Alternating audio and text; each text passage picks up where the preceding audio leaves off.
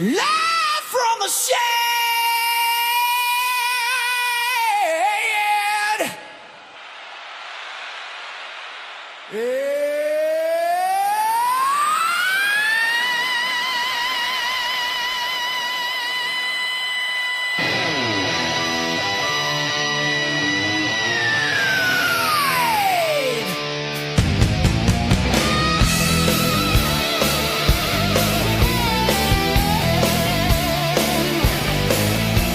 It's Southern Fried Soundstage, you know we rock hard. Baby, out here, that's the only way. We're bringing all the good times. Southern Fried Soundstage, if you want to get crazy. Out here, that's the only way. We're bringing all the good times. All the good times. Southern Fried Soundstage. Southern Fried Soundstage. Southern Fried Soundstage. Southern Fried Southern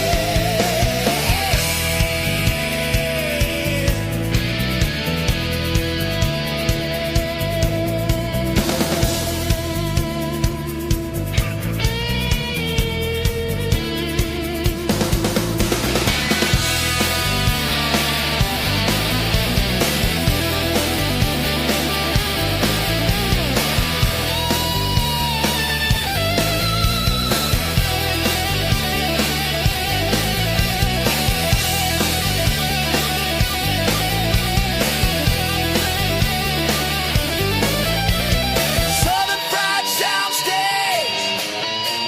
Southern Fried Soundstage. Southern Fried Soundstage. Southern Fried Soundstage. Southern Fried Soundstage.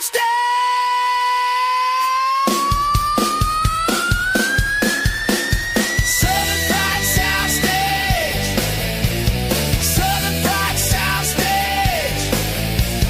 Southern Fried Soundstage. Southern Fried Soundstage.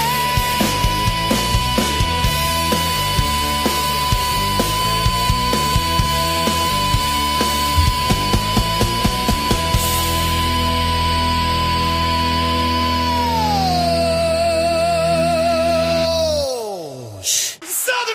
Yeah, Southern Fried Soundstage. This is the Southern Patriots podcast, and we have snow in Northwest Georgia. Snow. It is snowing. Podbean is now up and live, and everybody else, all streams look like they're flowing in the same direction. Happy to have you here on a Friday night, a snowy Friday night. Not often we can say that. It was predicted. Now the question is how much. We hear from 1 to 3 inches, which that's nothing in the grand scheme of things. But people here will kind of go crazy. I went by the store, and yes, it was packed. Yes, it is a Friday evening, but it was packed. I don't know if they were buying the milk and the bread and all the other stuff, but people kind of get a little crazy about it when it starts snowing. But it was pretty. I stepped out to come to the studio, and I said, "Oh," we tell the wife, "it's snowing." So it's a pretty white snow. It's just a fluffy, not crazy white snow. Hope you got to watch Miss Jenna Turnipseed earlier this afternoon. I appreciate her so very much for being on with us. She will be back. She is a friend of the podcast. And her husband and son are getting into racing. So she wants to introduce us and talk about racing. So, our racing hour and dirt track and dirt report, all that is doing really good. We got some interviews on the way with that. Looking forward to it. So yeah, just a little news and notes. Feeling better. The voice is still not there. I have to take a little breaks because I strain it, and so back-to-back shows are really hard. Last night, after we did the 2 shows, yeah, yeah, man. Sorry you missed it. Go back and watch the recording. I think you'll enjoy. It was a wide-ranging talk. I didn't call it interview. We're just hanging out. Wide-ranging. We talked about a lot of stuff, and Y'all pray for her. But yeah, back to back shows last night. I went to eat a little bite after I got done. My throat was actually hurting. It was hard to eat. That's the pressure I'm under right now. I want to broadcast, and then when I do, my voice goes kind of out. Then I have pain. Then I give it a break and come back. So just taking it slow and easy, not trying to tax it out. But I've been so jonesing for the music show. I have been being sick has just been frustrating because I really wanted to get back to the music show. I'm going to start a new feature tonight too. Uh, Album spotlight. I have selected 3 albums from the stack of stuff. This is my vault. Dean's got his vault. Mine is albums, and it's not. It's nothing like some people's vault, but there's a story behind each one, and so we'll talk about the album.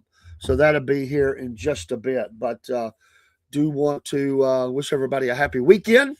In the morning, Cornbread Man and Biscuit Boy morning show, or Saturday morning, whatever we want to call it.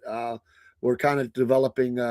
That's kind of our morning show. We go live about 8:30, and we'll go for an hour and a half or something like that.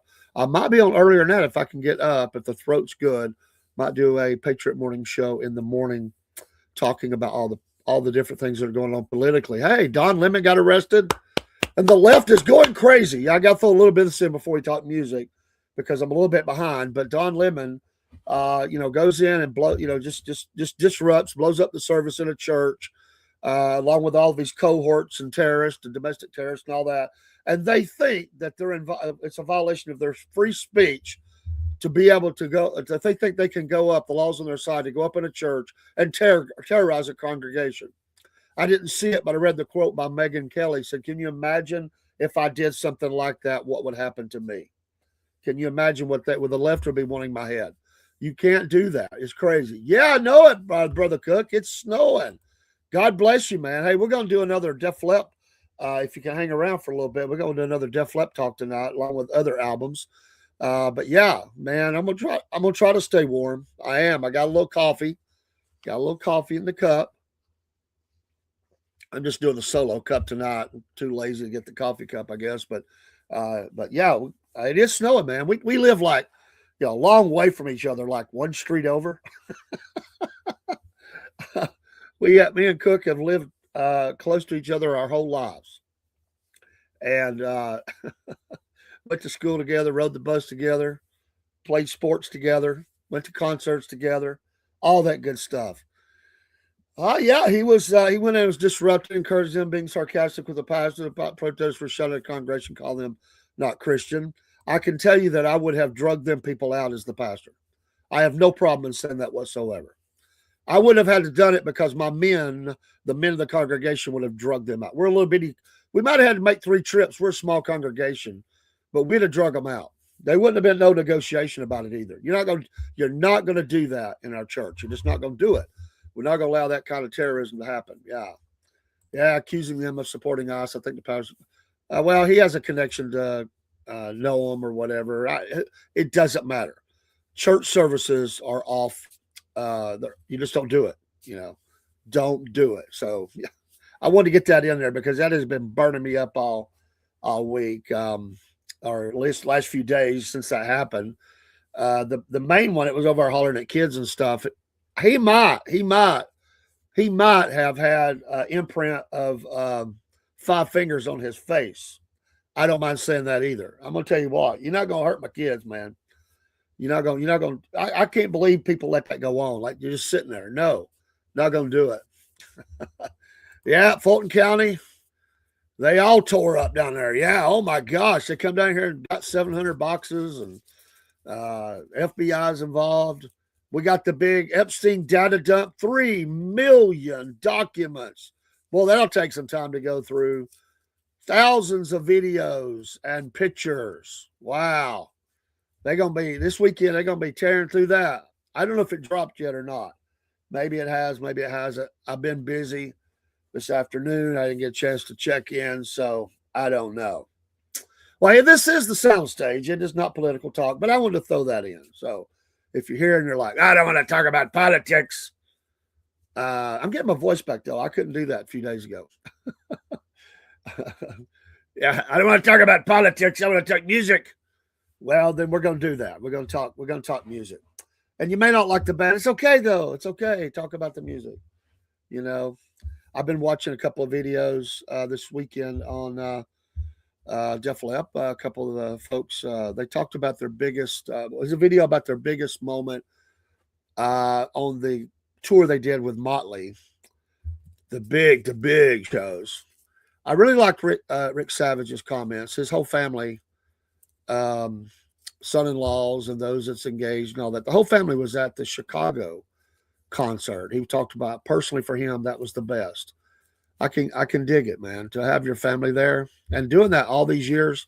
I just got my plaque. I left it at work. I just got my plaque for 35 years. It actually is not official for 12 more days, but I just got my 35-year plaque from my company and a gift. I'm looking through all these gifts.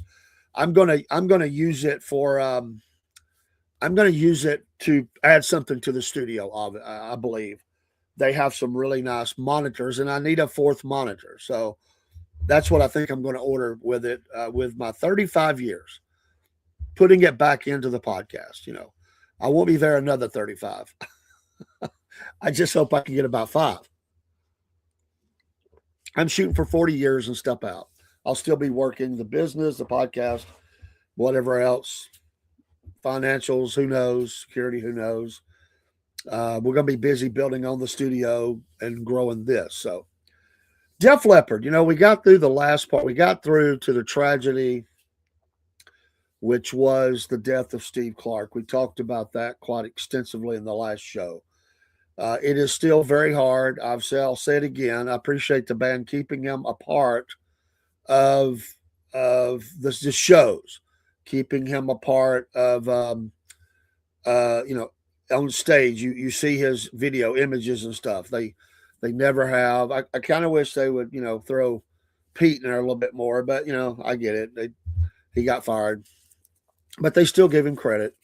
But the death of Steve Clark. Somewhat, I was reading lady's comments that dated Rick Allen for 3 years, and she showed some pictures. Some I had never seen before. That was from her personal collection, just a couple 3 days ago, and she said something I had never heard it said that way, because she's she's an observer. She's inside the family there for a little while, and then that's what happens. Relationships are over in rock and roll bands. She wasn't to be the wife or one of the wives or whatever, but she just said this about Pete and Steve. She said Pete was always happy and Steve was always sad. Now, he did cut up and do some stuff and practical jokes and all that, but she showed a picture of him sitting eating at a hotel or something, but it was really poignant, the look on his face. His dad was tough guy, and I just don't think he ever really had a good relationship with his dad. And it's just so very heartbreaking, and it's such a tragedy, the addictions, and this one took him down. So they take the break from the 15-month tour of Hysteria, excuse me, and they get to go to work on Adrenalize, what would become Adrenalize. They didn't know that at the time, and Steve is getting worse.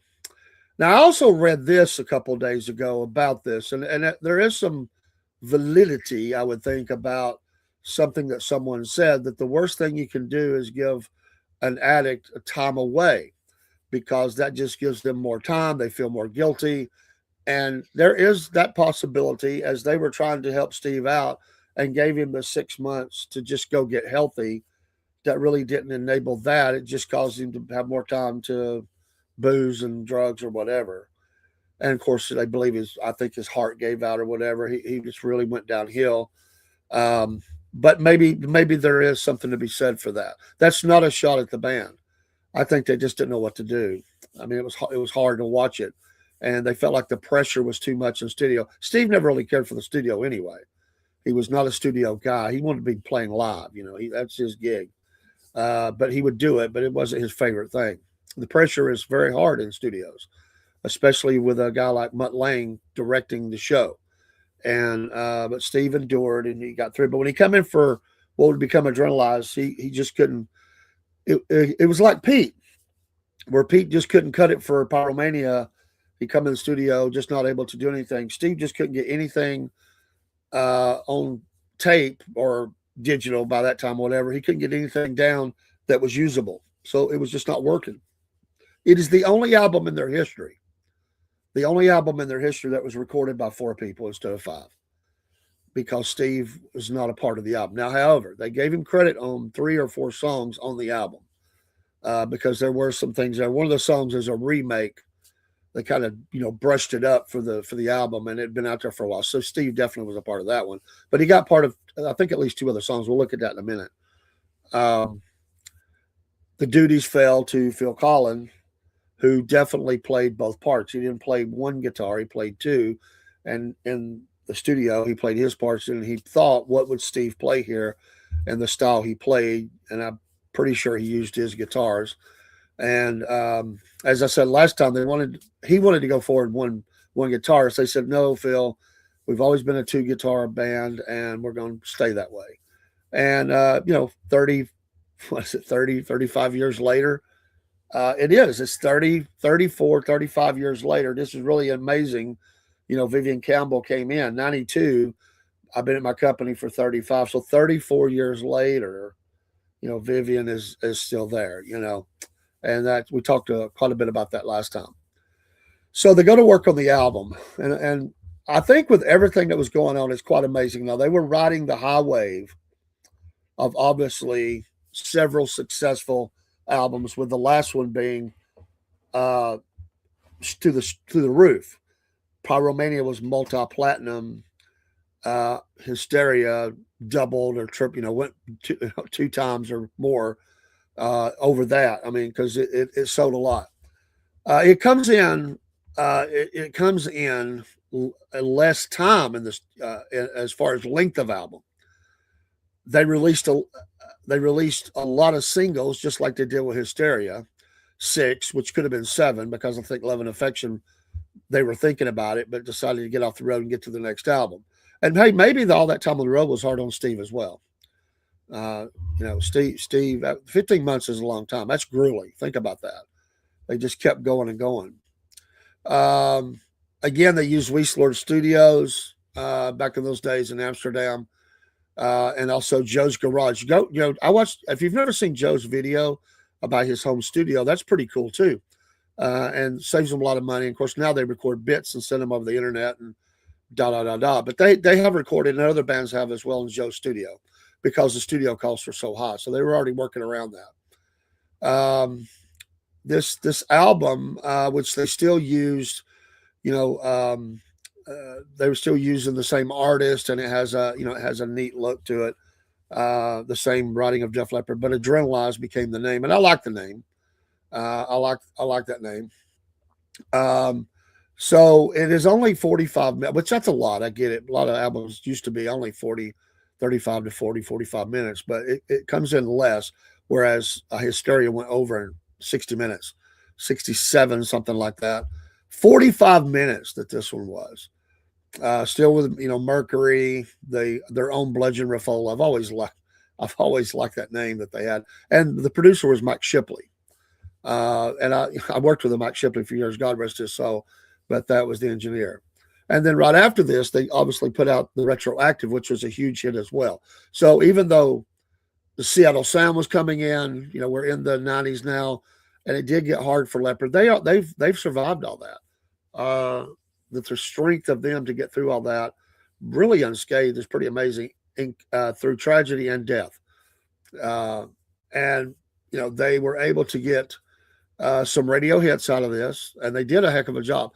When the album first came out, there was a lot of people kind of took it to task because obviously it does not have the same feel as Hysteria. It's different, and some thought it might be a little rushed with all that was going on, and that they didn't write. One of the songs, be it Tear It Down, was kind of put back through the paces in the studio. It had been a B-side off Hysteria, but I've always liked the song, and I like that they included it. They definitely got the Summer Shed hit with "Let's Get Rocked." It was a dynamic song. They still play it on the radio today.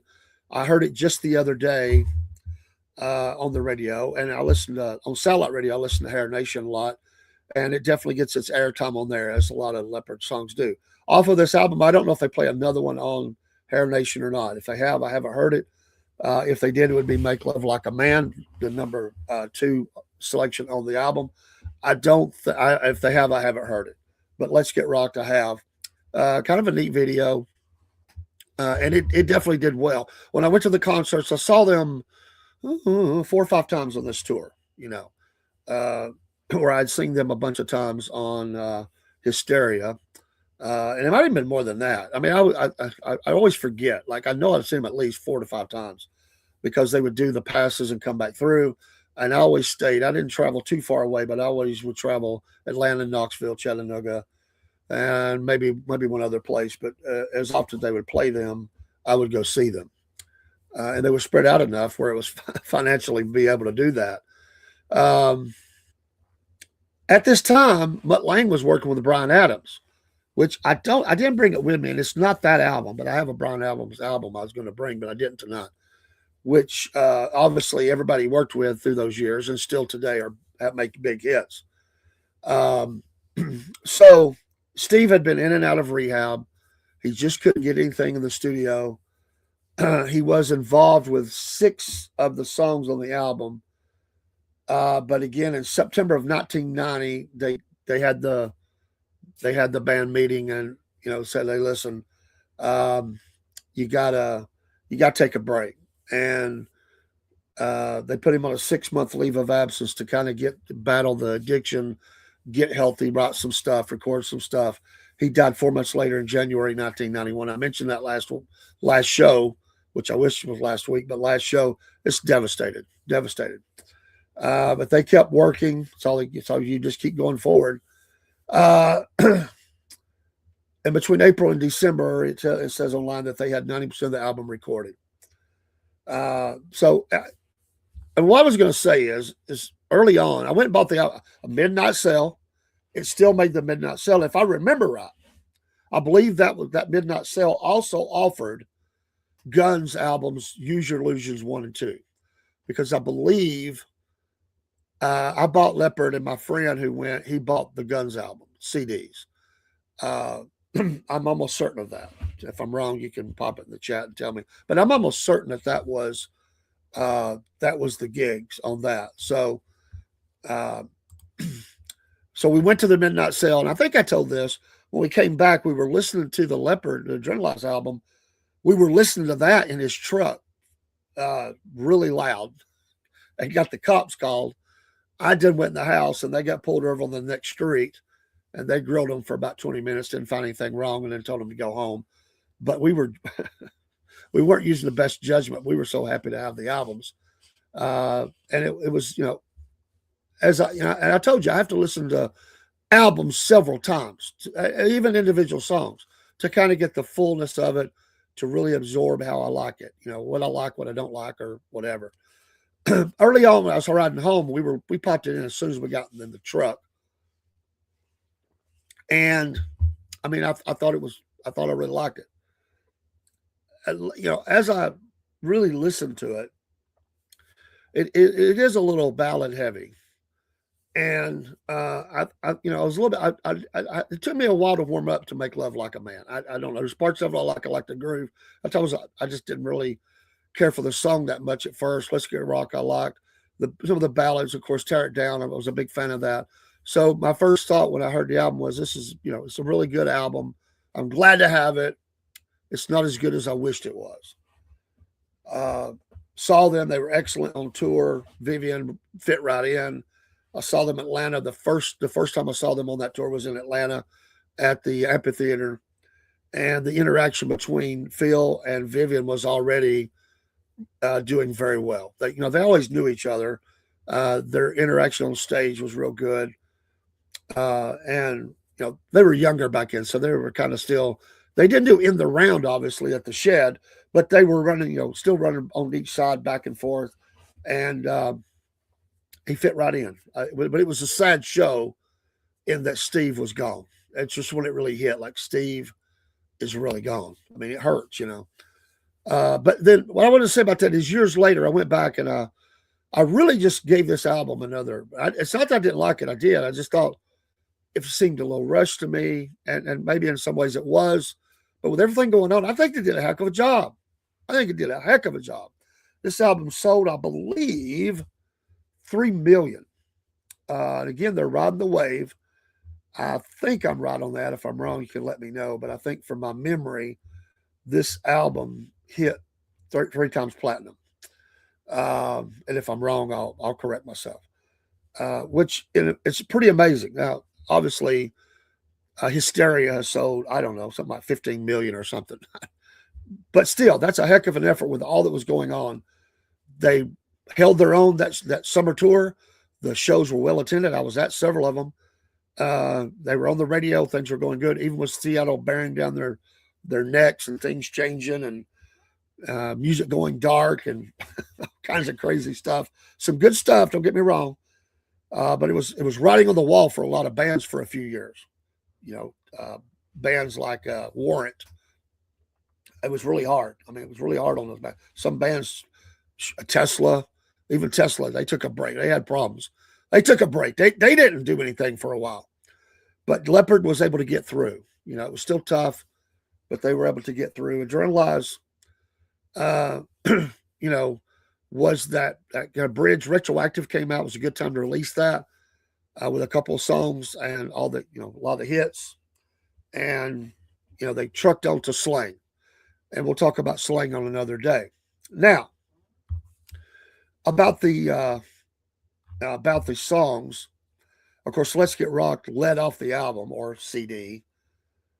This was, Mutt Lange actually got a part in this too, along with everybody in the band except Rick Allen, who very rarely gets any songwriting credits, but he has before, but not on this one. Heaven Is, which I remember that. I like the song. Clark, and by the way, Clark did not get any credit on the Let's Get Rocked, but he did on Heaven Is with everybody else, including Mutt Lange. And of course, Rick Allen did not. Make Love Like a Man, which was number 3, second single, I believe. Clark did get credit on this one with Colin, Elliott, and Lange again. So Lange was still giving them things. So he gets credit for that. Tonight, another ballad. Clark also was on this song with a credit, Colin, Elliott, Lange, and Savage. And then this song, The White Lightning, became the epitaph for Steve Clark on the album. When I think about this time frame, and I think about the death of Steve Clark, I think about this song, which is very haunting to me, and also Tesla's song that became about Steve Clark. And this song is very long. It has a lot of range to it. Of course, he was known as White Lightning for the white outfits and just all over the place. I like the song. It's hard to listen to. I'll be honest. It's hard to listen to. I like it, but it is still very hard to listen to that song. So that's what I say, especially then, very hard. Today, I can listen to it. It still makes me think about him. But later on, I can appreciate it more. So it's kind of like, when you have somebody pass like that, it's like the funeral song. I mean, really, this album has Steve. It's like he's hovering over it. That's why it's really a hard album.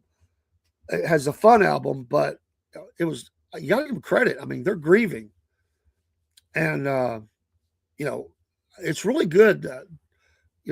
A good album. It's a fantastic album, really. Stand Up, Kick Love into Motion. I remember the video for that very well. Clark also gets credit on this, Colin, Elliott, Lange. And then Personal Property, which wasn't as well known, never really got any kind of airplay. Colin, Elliott, Lange, Savage. Another one they still play a lot, Have You Ever Needed Someone So Bad? Colin, Elliott, Lange. I Want to Touch You, which occasionally comes back on. I've heard it on radio a little bit.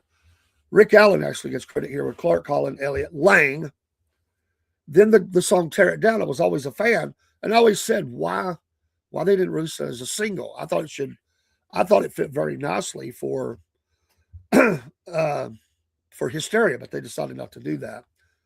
Clark, the last one he gets credit for, Colin Lang Savage, and I like Tear It Down. I still like it, and you still hear that on radio, satellite radio. And I have been watching uh, YouTube's, and it pop up as a video. It still gets a lot of play. Uh, then bonus tracks for the Japanese release was "Miss You in a Heartbeat," another good song, and "She's Too Tough." Both of those were bonus tracks. In the deluxe edition of this album, they as well put some live stuff out there, which I think I bought that. I think I did. And there were some other songs they did, like the Rolling Stones song, "You Can't Always Get What You Want," "Little Wing" by Jimi Hendrix Experience, um, uh, "Now I'm Here," Queen cover. I mean, they did some other stuff. So there was a lot of B sides. "Two Steps Behind," a B side, "Too Late for Love" live. So there's quite a bit there. Uh, and so you get that. When you go to the personnel, it really hits hard because Clark is not listed. Uh, but they do list some other people. Anyway, there's your album. That's Adrenalize. Uh, it will always be considered a bridge album, I believe, because they did come back and try to recreate the magic on Euphoria. And hey, Slang was not well received at first, but after 30 odd years, Slang actually gets a lot of credit now. Some really good song writing, and I do like a number of songs on the album. Don't like everything. I don't think and I'm not saying any of it's horrible, but I do like the song "Slang." But there's some other songs on there that I like. They tried something. Now it gets a lot of credit. Back then it didn't. And then you go into Def Leppard Future with X and mini albums, and they've actually come back and gotten a little bit better. They just released a new song, As We Know, and some liked it, some didn't. I thought it was well done. And they do have an album's worth of material, I think, ready to go. They're working on it. If it's not done, it's getting close. And I think at some point, I'm hoping this summer you'll see a new Def Leppard album. And for all the people that want them to go back to the high and dry days, it's just never going to happen.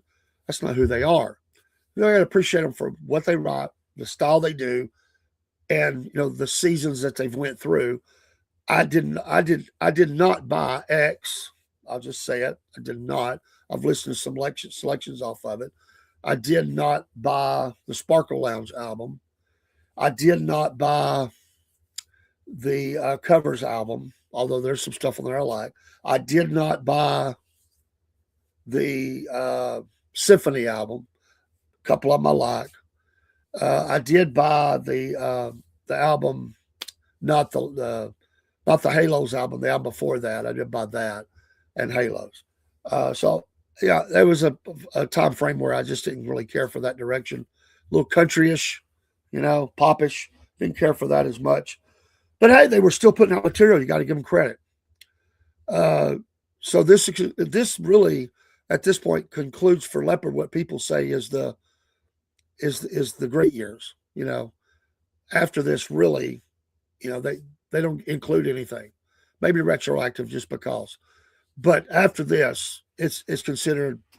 A lot of people don't even listen to it. I think they've come back really strong in the last couple of albums.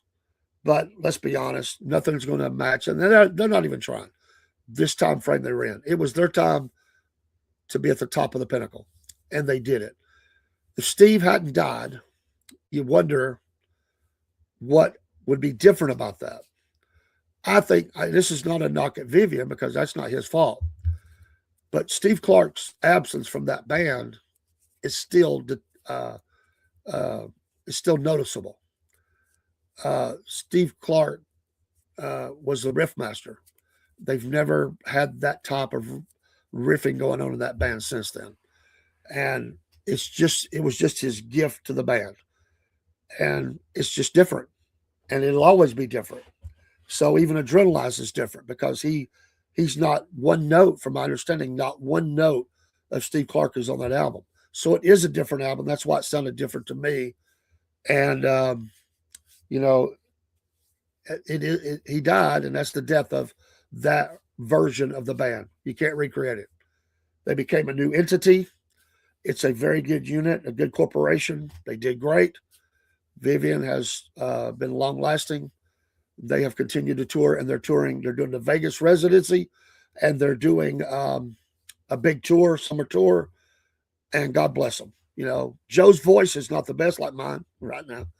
Might get better. His won't, but he still hangs in there. They probably should have tuned down a half step, but it's their business. They still put on a good show. Although Joe, please change that hairstyle. And don't color your hair no more. I saw that too. So if you like Adrenalize, you know, pop it in the chat. If you don't, you don't. But that is Adrenalize. Now we're going to move on to another band next week, and it's supposed to be next week. We'll still always come back to Leppard, but we're going to go to another band next week, and we're gonna have it. And I haven't decided. It's down between 3 bands, and we're going to talk about them.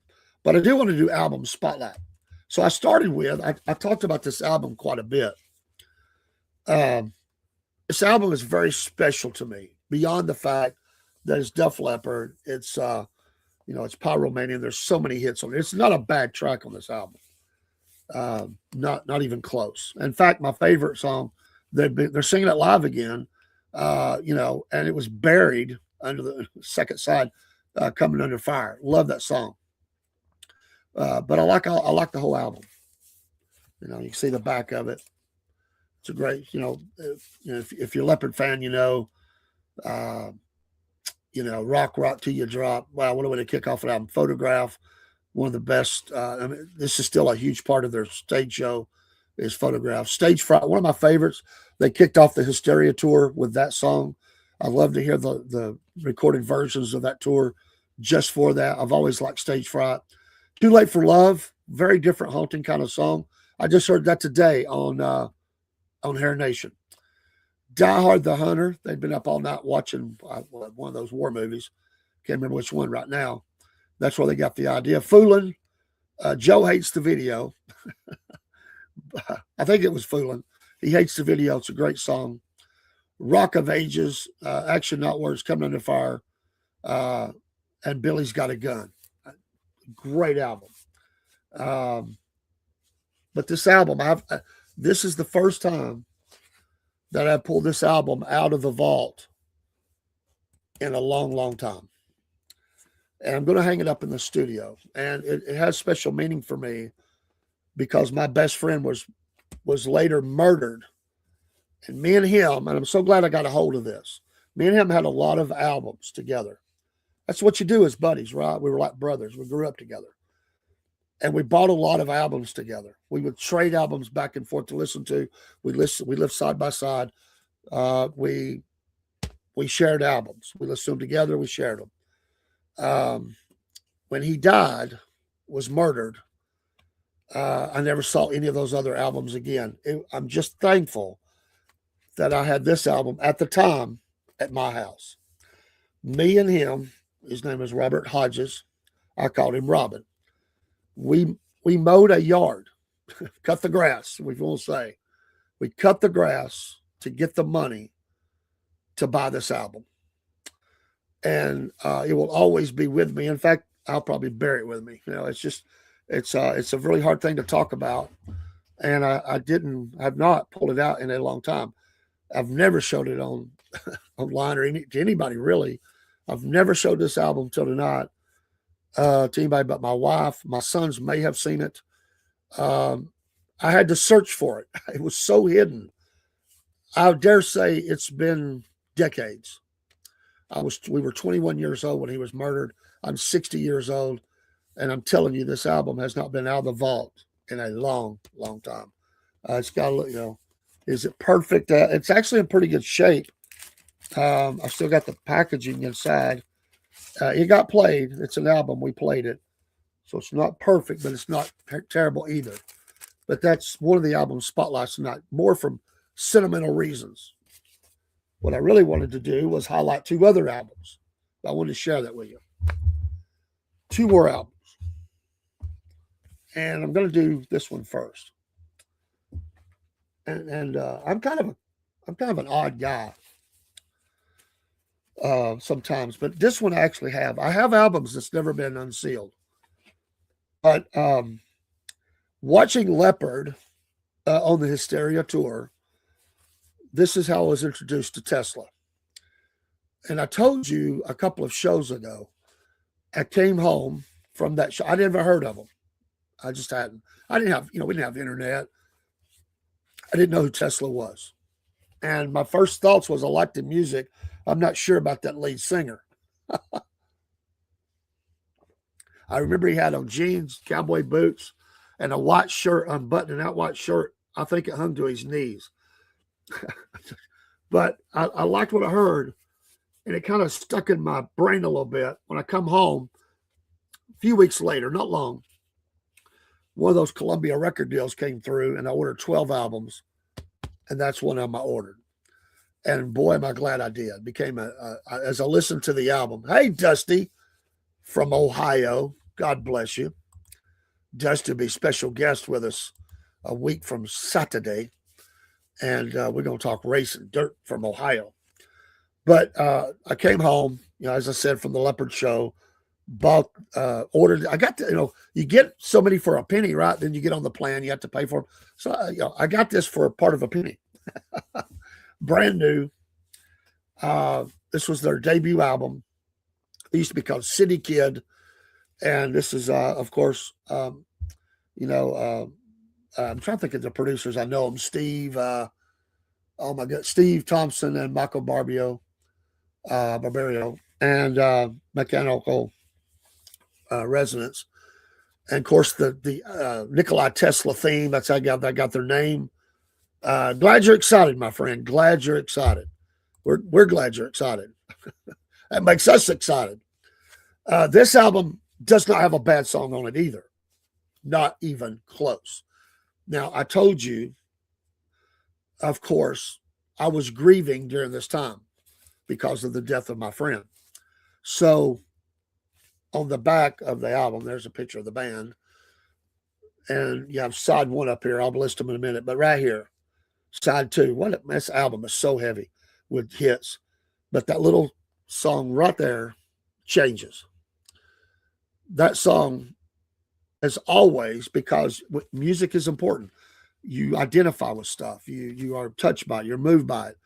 And when I heard that song, I'll just say it. I'll just say it this way. You can call me whatever you want. I don't care. I got people coming here, the manling mans and men should never cry. Stuff it. I don't care. I can't listen to Changes without a tear coming to my eye. Why? Because of the death of my best friend, my brother. And that song, I can't. It's almost tearing me up right now. So I'm gonna quit talking about it. So you can call me what you want. Weak, I don't care. Miss my friend, Cook. I don't know if you're still out there. You know what I'm talking about, brother. But yeah, easy come, easy go. Coming at you live. Love the twin guitar attack on that one. Getting better, and just this whole album. Too Late for Love, Rock Me to the Top, We're No Good Together, a heavy ballad. That has a lot of deep meaning too. Of course, relational. Then, man, side two. They put side two, the first song, Modern Day Cowboy. Man, that song rocks. And that just played, I hear it all the time on Hair Nation. Of course, Changes, Little Susie remake, Love Me. And that song doesn't get the credit it deserves. Cover Queen, I sang before my eyes. Those are the lesser known songs, but trust me, they're giants to me. It's a great album cover, by the way. I love, some albums. They look stupid, really, right? This is a great album cover. What y'all think? I mean, you got the electricity, got the little sphere Earth thing there with Tesla, with the behind there. That's what would get me to buy an album back in the day in the record store. And then, you get, they're so young there. I mean, where's where's my buddy there? Right in the middle.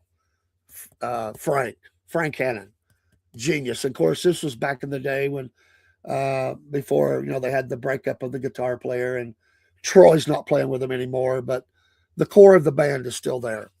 And we already did a Tesla show, a couple of them, but I wanted to show that because when I was flipping through the vault, and I said, what would I pull out? I had the third choice was a back and forth, but I wanted to show the Pyromania and Tesla. So if you're gonna go back in the time machine, if you don't have this album or CD or Blu-ray or whatever you got, and you like rock and roll, you should have this in the collection.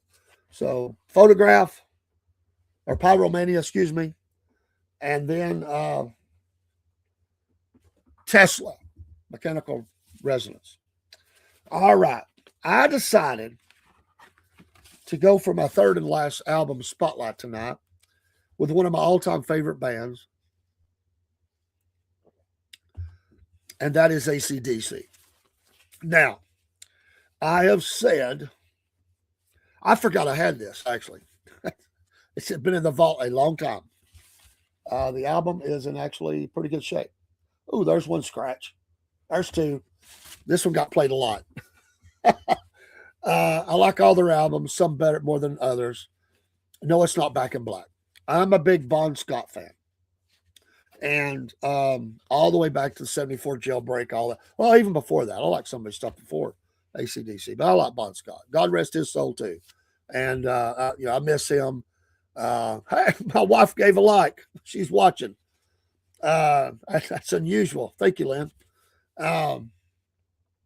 But this was the album that got banned, remember, in America at one point, right? Banned. And it is AC/DC. What do you think it is? Can you guess by the back? Can you guess? What's this album? That's all you get to see. What is that? What was that AC/DC album? And that actually is iconic, that picture, because they spent a lot of time in Miami hanging out. They were touring like crazy, recording and everything, but they got to do some, got to get around the pool and with their girlfriends and all that stuff. Anybody want to take a stab at it? Y'all quiet tonight. It is. Yes, it's AC/DC. It is Dirty Deeds, Done Dirt Cheap. Absolutely killer album. Thank you, Dusty, as well for the lot. Controversial song. Come on. It's AC/DC. Like, they've been messing with the FCC ever since they've been a band. They've been able to get everything they wanted to get past them. And Bon Scott was a genius at phrasing stuff where they could do that. But that led off the album Dirty Deeds Done Dirt Cheap. Love at First Feel. Yes, Dirty Deeds, baby. Dirty Deeds. I mean, is that not a great song? I love that song. Forgive me for what I'm fixing to say. And I heard this on Hair Nation the other day. I ain't heard it in a while. Big Balls. Great, Jake. You take care of her. She's awesome people. I know you will. Help promote her. I appreciate you letting me know. Big Balls is on the radio. I'll probably get kicked out of the AC/DC fan club. It's a goofy kind of song. When I was young, I laughed at it. Today, I'm like, I'm not really into that, to be honest. Rocker, Problem Child. Oh, I like that one. There's going to be some rock. It ain't no fun waiting around to be a millionaire. Right On. Boy, that great ballad. Right On. And Squealer, which is actually, that song never gets played. Honestly, it never gets played. Outside of Dirty Deeds, that's my favorite song on this album. Does anybody have that in their collection? Dirty Deeds, Done Dirt Cheap. It's kind of a, they got the hotel there again. Kind of, I wouldn't say it's my favorite album cover, but I know the background story of the hotel a little bit. So they kind of went a little cheesy. They didn't do a whole lot with that, but I don't think they cared. So, well, thank you, Jake. I might be from Mississippi, but I have a lot of people around the world watching me. A few people in the great state of Georgia will try to promote her and get her in the Senate. Lucretia Hughes is one of my friends. She's from Georgia. Well, thank you, Jake, and thank you for helping her. Let me just say this. I think they're ganging up on her. And I meant what I said. She's got my vote. I'm not saying other candidates are not good or worthy, but my gut told me. I prayed about it, and I just feel like she's the one. And she's going to be a longtime friend of the show. But thank you for that. Jake, you got Dirty D's in your album collection. Do you even have an album collection? Dirty D's. They still play it. It's funny to me that they banned it for a while, which really hurt it. I don't know what the album sales was in this at the time. You have CDs, okay. I don't know. You're old? Well, I'm old too. But my gosh, man, I'm old enough to have some albums. I don't know how many albums it sold because it should have been bigger, honestly. But they were releasing an album like every few months. I mean, they were touring, recording.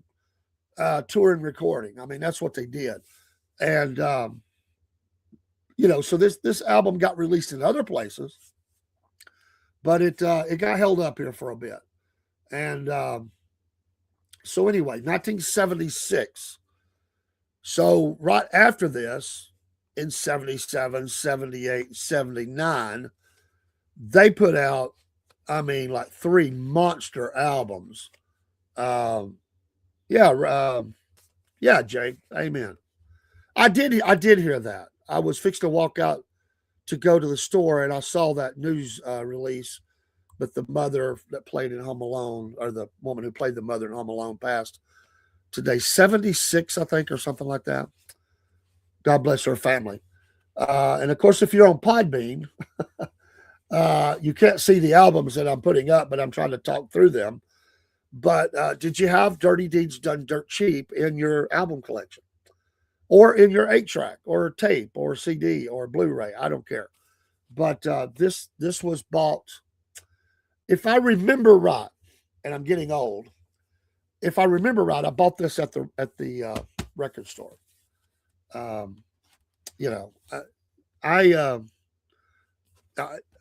that is such a great memory. I still do it at a record collectible place, and to flip through the albums. You'd flip through them all, push them back, go to the next one, flip through them all, then you'd pull one out, look at it. Sometimes you lay it to the side, possibility, flip through some more. That's some of the best ones. You love Beetlejuice? Yeah, she played. I forgot that. She played on Beetlejuice, Dusty says. Okay. But, God bless her memory. She gave us a lot of entertainment, and death is always hard. And I hate that for her family and fans and friends. But that's the album spotlights tonight. The Pyromania, Tesla, Mechanical Resonance, and this great AC/DC album. Now, I have some other albums, but it was a tough choice. I'll tell you, my vault, and I've got more than rock too, by the way. You're going to be a little shocked, I think. When I looked through the vault, and I didn't pull out everything, just about everything. And I've got some picture discs. I think I still got them somewhere. Because I did get rid of some things, but not the albums. I knew albums I wasn't going to get rid of. There was a couple albums I forgot I had. I was like, I didn't know I had that. I have 2. I knew I had 1. I didn't know I had the second Vinnie Vincent Invasion album. I'll show that in a couple of weeks. I don't have everything, but every album I have means something to me. And I never got rid of them. I still have them. So I've got the stack. And you remember you used to carry, well, you got to be old like me to remember this. You go to, I used to do a little bit of, playing music for parties and stuff, or just friends hanging out. Or they say, hey, bring some music. Nowadays, we just bring the music, right? In those days, you take the milk crate, right? Perfect for it. And you put some albums down in there, and you carried the milk crate and your or if they had one, probably they had the turntable. And, oh, by the way, I told you I'm going to probably get a monitor for the studio with my award for 35 years. they had a turntable in there, and I was tempted, but I wouldn't use it as much in the studio as I would the monitor. So I think I'm gonna get the monitor. But we'll do another spotlight next week, and each one, as I said, has a story for me. May not mean anything to you, but it's fun to talk about. So, do you have an out? In fact, I need to get this one framed, the Pyromania. I need to get it. It's going to be on the studio wall. But we'll have one that we'll put up our albums of the week on the wall. We'll have a spot for them. Do you have an album or something like that that means that to you? Do you it's there's an emotional attachment to that album, and even beyond the music, which I love the music on that album, but because of what happened and because of memories I have of that. And thank goodness, as I was looking through the vault, I have a ZZ Top album that I also listened to with my best friend. There may be one other album. Everything else was gone. I don't even know. You know how it is. You don't remember who bought what. You bought it together. So I don't know where all them albums ended up. I mean, I just wasn't going to go ask the family for that. That happens. And I really wished I had because I like to save them. Now, I also have in the possession, and I've saved them all these years, my wife's dad was big into country music, and there's quite a few albums that were rescued of his, and he has his initials on them. Some of them got sold out after he died by, we'll say, evil people ripping a family off. But we rescued some iconic albums, and I hadn't looked at those in a number of years. But we have those, and we'll mix in country as well. Yes, there's a little disco and a little metal and a little pop. And you go through the years of our lives. But I just love these albums. To get them out, man, it just feels good. And I I'm going to go and look. There's a couple of albums I want to go look for. A few years ago, I had a friend. It was his birthday. He's a musician.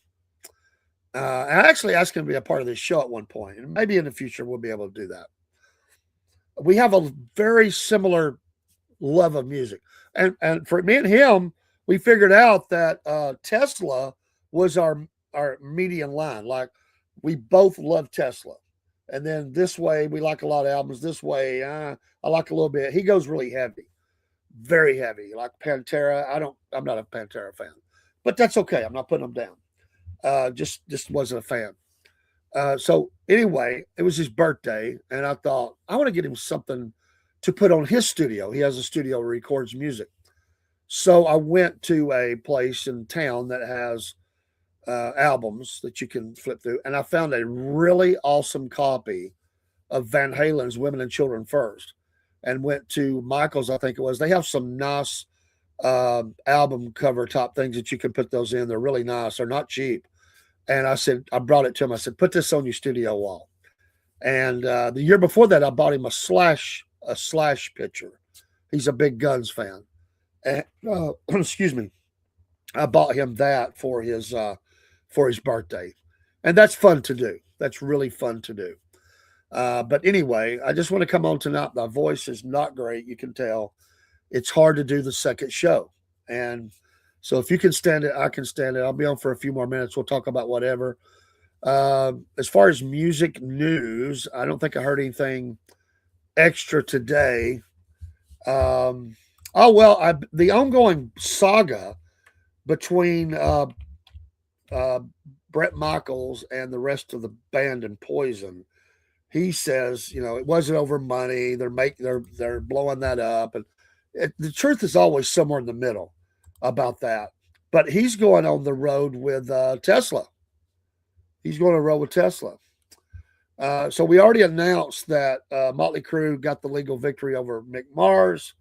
Some people be not happy about that. I did go and listen, or I listened to a little bit, but Slash, I talked about this a little bit, new music coming. They have said they have written a ton of music. So if you're a Guns N' Roses fan, they have getting ready to release another single or two, I think. I went back and listened to some that they've dropped here in the last few years. Not bad. Um, John Karabi says there's no bad blood between him and Motley Crue at all. Um, oh, I know what it was. Dave Mustaine. Here's some news for you.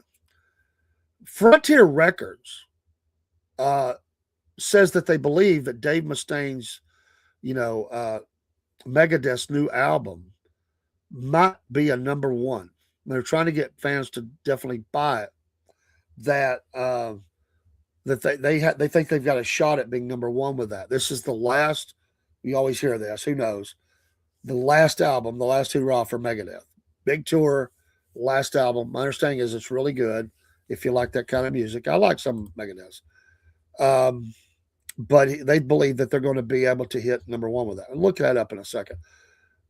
Peter Criss on Ace Frehley's absence from the Kennedy Center Honors. I was grieving so much that my heart hurt a lot. That's sad. Yeah, the great Ace Frehley. Who else? Dave Mustaine also said he would like for Metallica and Megadeth to tour together before it's all over.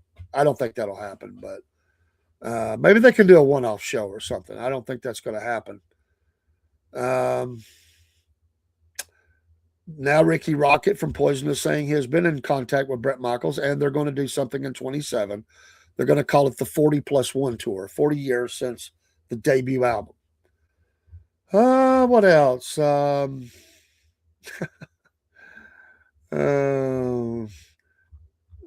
May. I'm a big fan of Brian May, but he says Queen rules out coming to the U.S.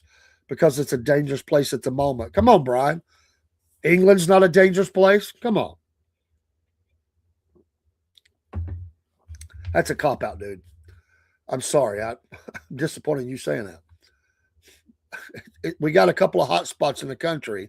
He's trying to label the whole country as dangerous. Come on. After the Great John Sachs, they have a single called My Guitar to arrive in February. So starting Sunday, at some point, it'll be released. Of course, after his death. I definitely want to check that out. I love John Sachs. What an amazing. If you could go back and you could watch the 1983 festival that they were with, where they play Crying in the Rain, and watch his guitar work in that, it's really just all about John Sachs. I know what that was. I can't remember what the festival was now. I know the name of it. But of course, Sharon, she says there will never, ever be another Ozzy Blanken Osbourne in this industry again. Well, of course not, Sharon. He's dead. I know what she's saying, but come on. All right. I don't think there's anything else here. I did see this earlier today. One more. Dave Mustaine on choosing musicians for Megadeth. I've never hired anyone that was a friend. I didn't know Dave had any friends. He's always angry. He's gotten better over the years, but that's so he could fire them. And Sharon Osbourne is in talks with Live Nation to bring back Ozfest. I never went. I wouldn't go, especially not now, but it is the time to strike. Listen, you know as well as I do, Sharon Osbourne, is going to milk the memory of Ozzy dry. If people thought that some other Wendy Dio or whoever had, using all the things that she's done after Dio's death to keep milking that, let me just say, you ain't seen nothing yet, baby. Because if Kiss while they're living milks themselves like that, markets through the gazoo on every way and any way they can, they might be rivaled by what's fixing to happen from Sharon Osbourne. I'm telling you, she will continue to make decisions to make a lot of money off of Ozzy Osbourne. Absolutely. Hopefully it's all done in good taste. But, it's, you better watch these bands that are going out because they're not going to be around much longer. If you are a fan of the 80s bands, early 90s, 80s, even late 70s. Def Leppard goes back to late 70s. Those bands are not going to be touring too many more years. So, uh, I think the Rolling Stones hit the high water mark. What were they, 80 something, 80? Some of these guys are in their late 60s. I could see them getting a few more years out of it. The road is hard. The road is hard. Uh, some of them will play like Iggy Pop. I think he will play until he's dead. Yes, broski. How many times I have to tell you?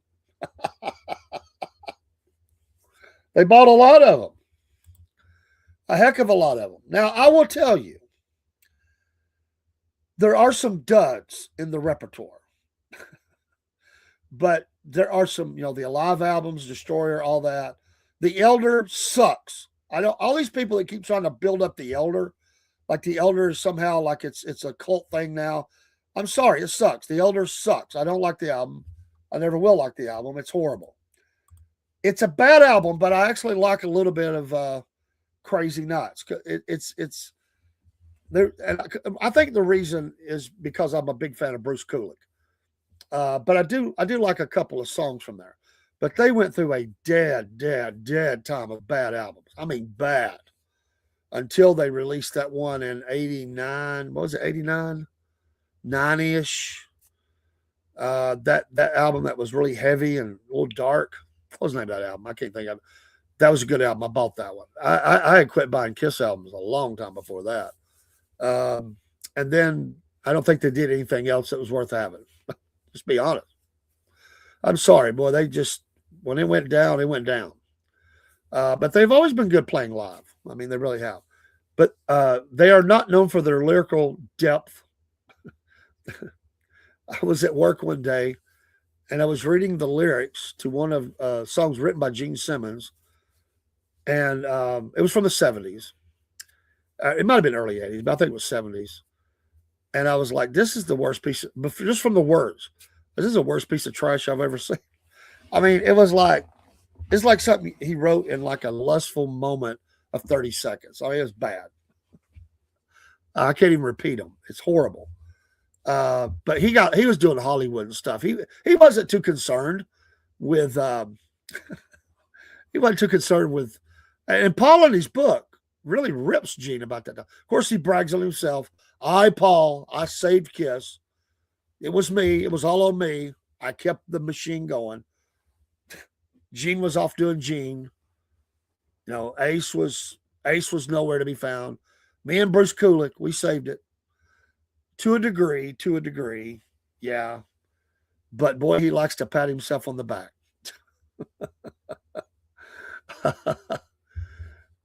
uh, well, for lyricism, yes. I will say this. I'm a fan of Ace Frehley and Bruce Kulick's playing, and Paul Stanley is an accomplished player. Honestly, as a rhythm player, for all the dancing around and stuff that he does, he plays really well. But no, they're not. They're not considered. Nobody's coming to Kiss for the song, right? They're not in the studio going, "Hey, could you write us a new hit song?" No, nobody's doing that. They're not writing "We Are the World." But you know what? They're not trying to be that, broski. They don't care. That's the funny thing about it is they're not even trying to be that. They don't care. Uh, when I listen to music, a lot of times I listen to music because I like the sound of it. Then I dive into the lyrics. Sometimes I'm not looking for the deeper meaning. Sometimes, but like I said, albums that I was showing tonight, there might be a song there that really touches me. It may not touch anybody else that way, but that's because of something that's going on in my life. And I just really, that's the way I'm kind of geared. Songs become a moment in time that we can pinpoint memories, good and bad, and you hear that song and it takes you right back. Hearing, smells, taste, those are very important senses for us, and we remember where we were at when we hear a song. Some songs, and those are very iconic albums for me. I got to change the background. I have replaced all the logos. We are the Southern Patriots podcast. No Fried. Fried is gone. But on this background, I haven't changed it yet. And I'm going to have to change the song because it's got it in there. Or I may just use it. Who cares? But we are the Southern Patriots podcast. New logos on everything, bringing all boats together. We're still Wolf Nation. We're still Cornbread Nation. But the overall, it is, and I'm going to change the background back here. We're Southern Patriots podcast. And it more aligns with who we are and what we are. Nothing against Fried, but that is being used by Rob, and it's confusing to people.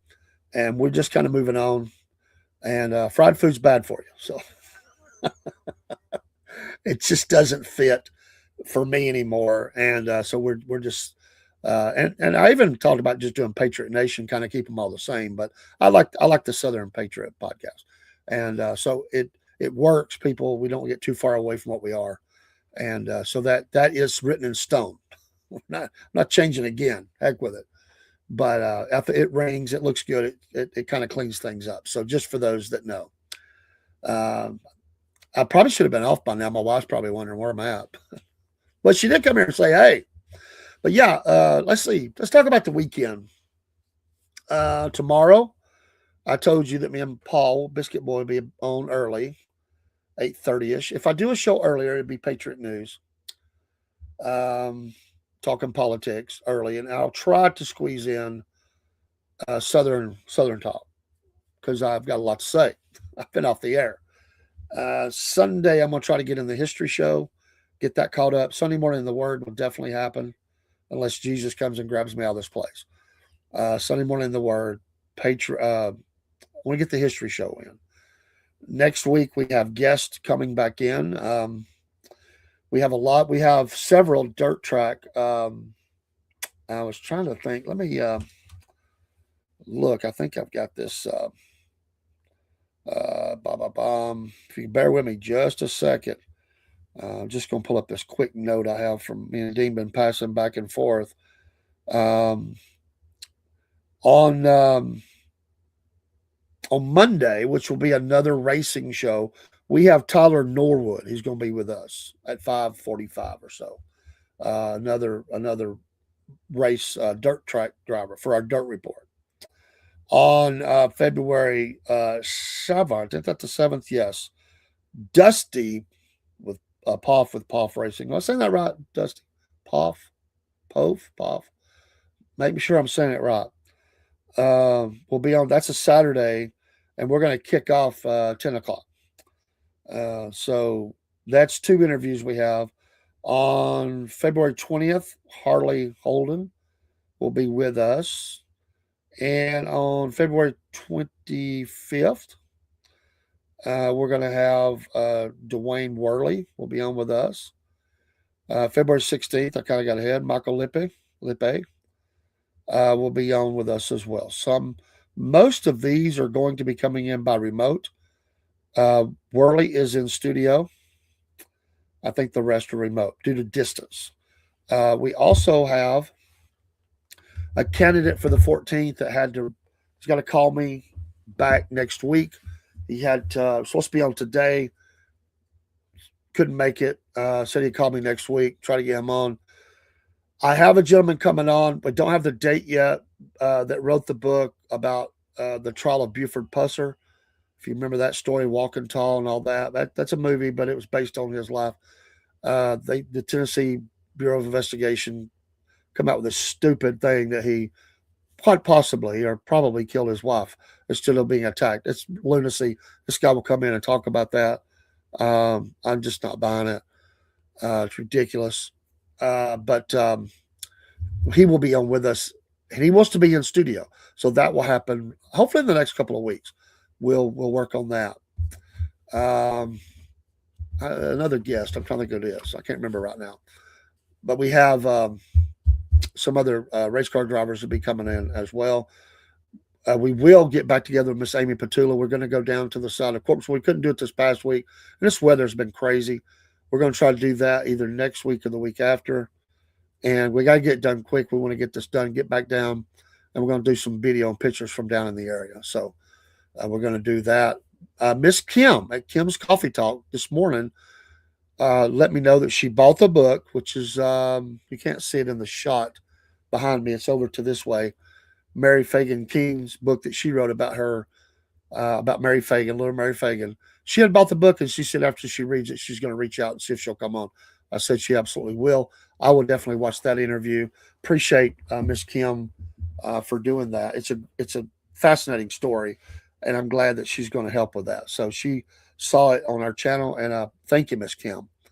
Appreciate you being a listener too, and I know you're busy, but thanks for. She always pops in, and I appreciate her popping in, and she's really good to pop in on sometimes on Sunday mornings too, as well as Killer Carl. But appreciate all of our podcast friends. We have a lot of things. I've got a stack of stuff to get done. I was making my list today. Lots of things to get done. And this weekend, I'm going to knock out 2 or 3 of them if I can and just try to get back on track from being sick and the split and everything else that's happened. But the train is rolling ahead.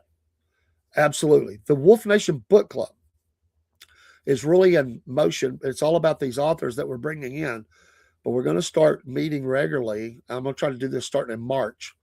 It could happen in February, but probably March, where we're going to have the online get together, the Wolf Nation Book Club. If you'd like to come and talk about a book you have, we'll put you on the air. You can submit it in the chat, but really, if you want to promote something you've read, we want you to be able to share that and promote books. And I'm really going to focus on biographies, true crime, and probably like mysteries and stuff. That's I love and history. That's kind of my genres. But if somebody wants to present something that's fictional or whatever, I don't care. As long as it's not dirty, filthy, nasty. We don't want to promote nothing like that. So, but I want to have fun with that. I love to read, and very soon I need to call up our friends at Three Rivers Publishing and get them back on. We're due for a night with them, and we'll get them back on very, very soon. They're right here in Chickamauga as well. There's a couple other people I'm trying to get. I've got a politician in New York who has agreed to come on.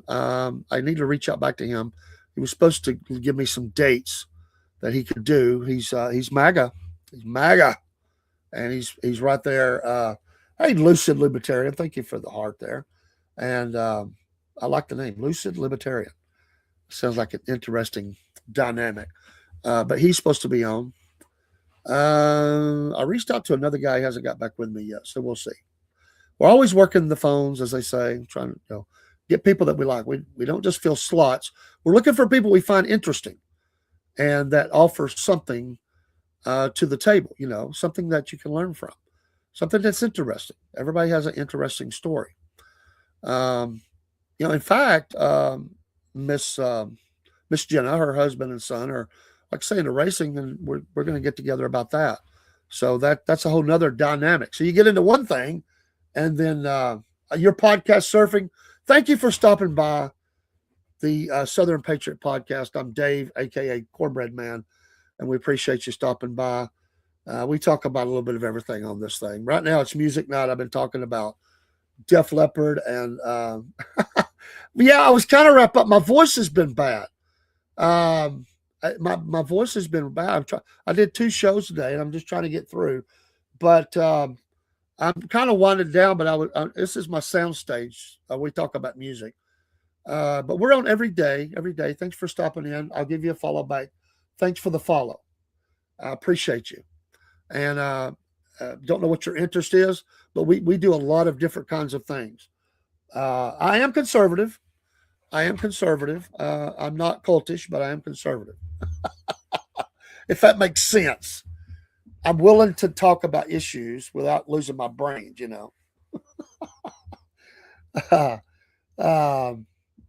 Well, it would be, but because I'm broadcasting across multiple streams, if you call, nobody will hear you. So I will do a Podbean only, and love to have you call in. I need to start doing those again anyway. I may do that over the weekend, but I'd love to talk conservative or libertarian or whatever you want to talk about. But I'd love to. I'm going to be able to do calls here soon on the show.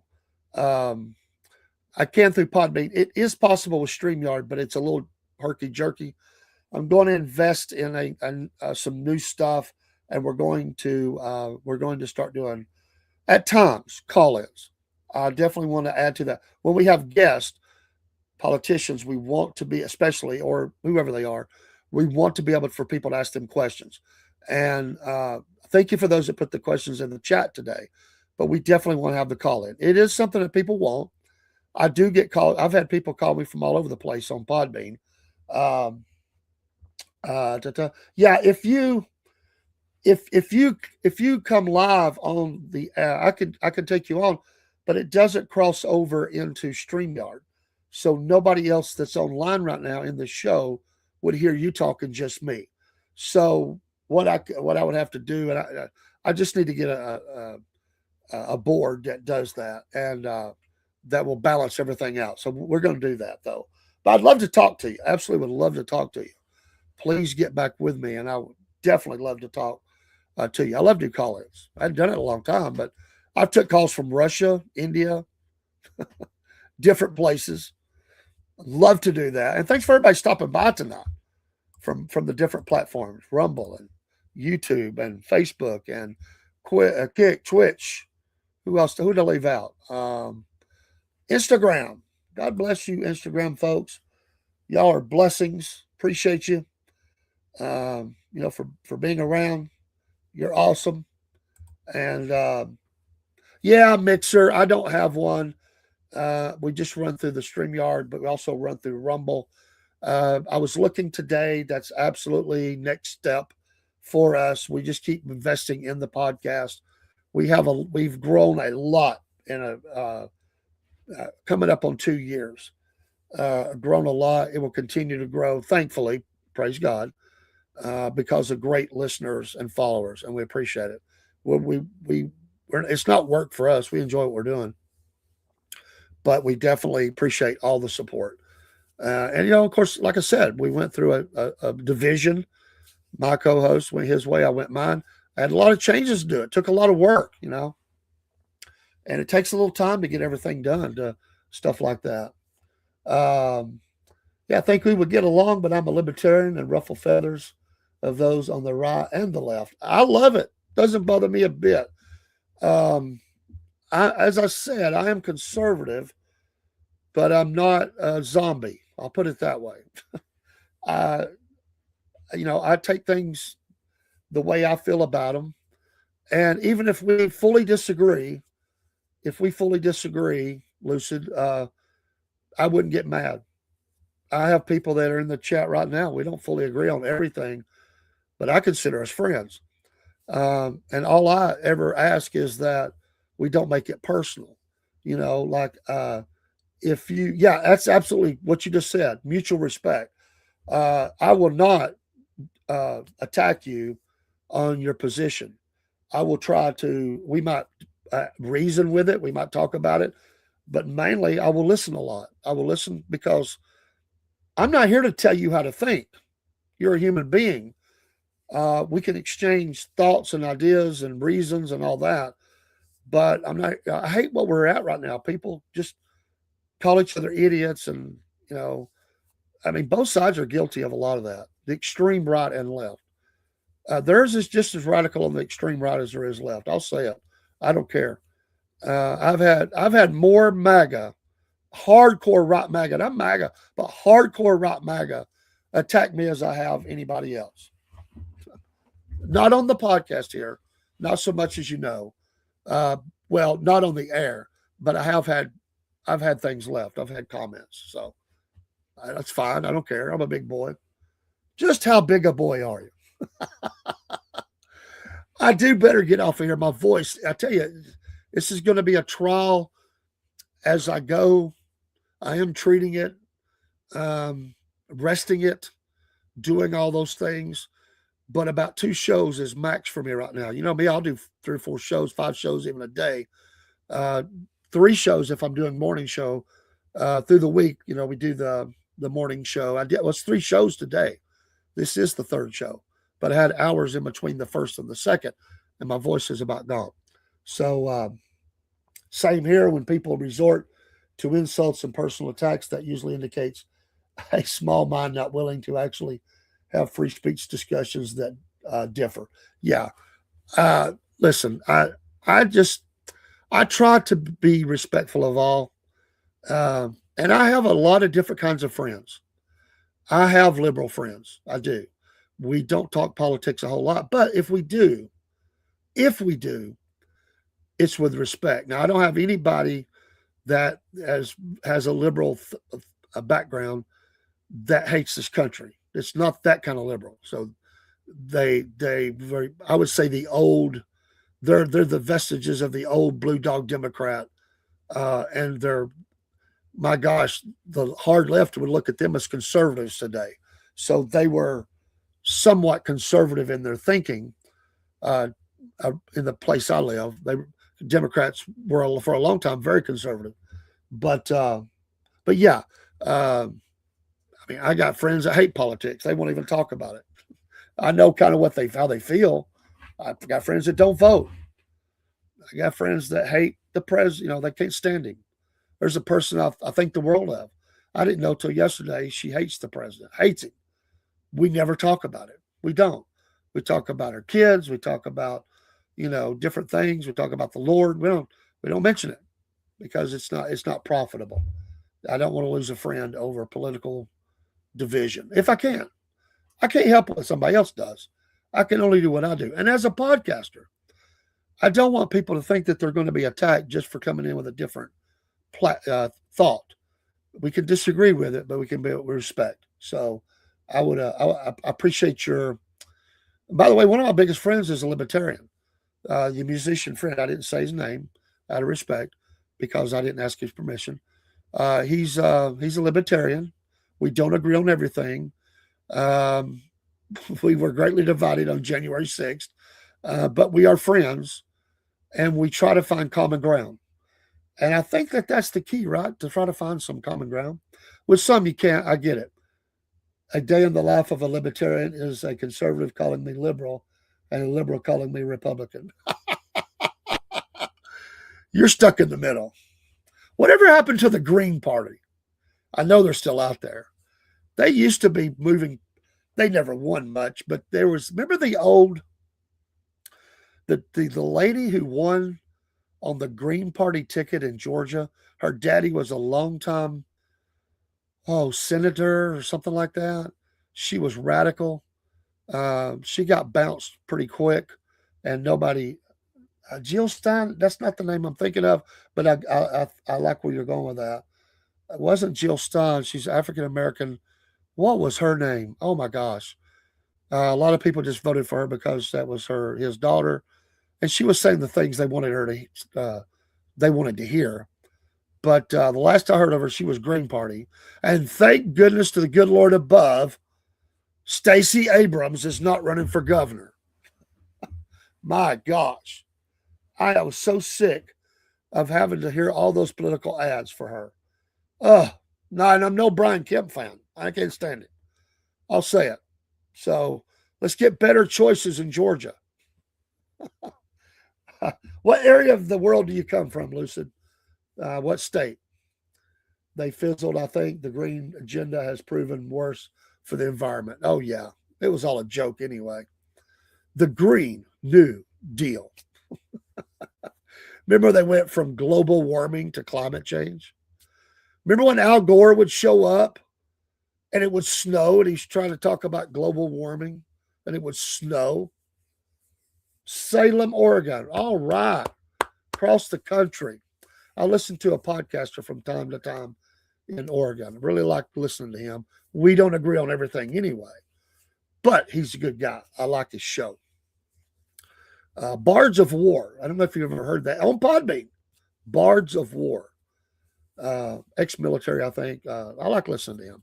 I ain't listened to him in a while. My phone tells me I need to get caught up. Oh, all right. My wife is telling me she is ready, I think, to go to bed, so I must help her. So I will. I'll be going in a minute. And hey, hold on. I'm coming. Al Gore, 30 years ago, we should have That should have been extinct from Ice Age, but you are correct. The sky is falling. The ozone, the polar ice caps. Oh my goodness, we're doomed. We won't last 7 years. Oh, my voice is not going to make it. I got to go. Take care. God bless. I enjoyed talking to all of you. We'll have another music show next week. Get back on track. That will be Tuesday night. Tuesday night. And what band? Not going to tell you. Surprise. Surprise, surprise. But it'll be, I got 3 bands in mind. And we'll start talking about them. Take care, everybody. Good night. Yes, we will, Lucid. God bless. I'll give you a follow. We'll keep up. And everybody have a great night. Here's my amphitheater top song. I like it. It reminds me of a good, with it cold and snowing right now. It reminds me of being out on the grass, sitting, listening to a good old band in the stage. My talk show is on talk show Sunday nights, 9 p.m. Oh, thank you for that. All right. I will, I'll give a listen. I'll reciprocate. Thank you so much. Take care. Hey!